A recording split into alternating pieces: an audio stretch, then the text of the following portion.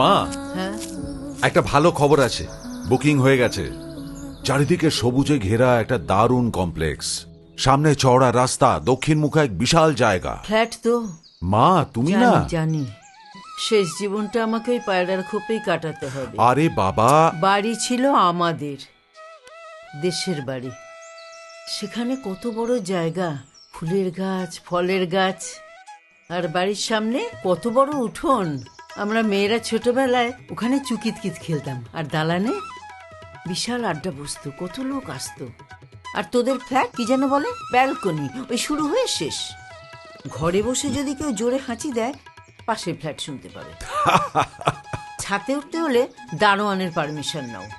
সোজা কথা, একটা সাজানো জেলখানা। আর যদি বলি সেসব কিছুই না করতে হয়? মানে? যদি বাড়ির সামনে বাগানে তুমি তোমার ইচ্ছে মতো ফুল গাছ, ফল গাছ লাগাতে পারো, পুলিশ কি? আর বাড়ির উঠোনে তোমার পছন্দ মতো আড্ডা জমাতে পারো। ফ্ল্যাটে আবার উঠোন? আর যদি বলি ছাদে যেতে গেলে তোমায় কারও পারমিশন নিতে হবে না। সত্যি বলছিস?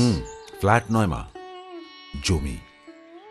একটা দারুণ সাজানো গোছানো কমপ্লেক্সে। হ্যাঁ, হ্যাঁ, আর সেই জমিতে নিজের পছন্দ মতো বাড়ি হবে, একেবারে দেশের বাড়ির আদলে। আচ্ছা, নিজেদের বাড়ি। কি বলিস? আর সেই বাড়ির হেড হবে তুমি, আর সেই বাড়ির নাম হবে বাবার নামে। খেলা ঘর বাঁধতে লেগেছি আমার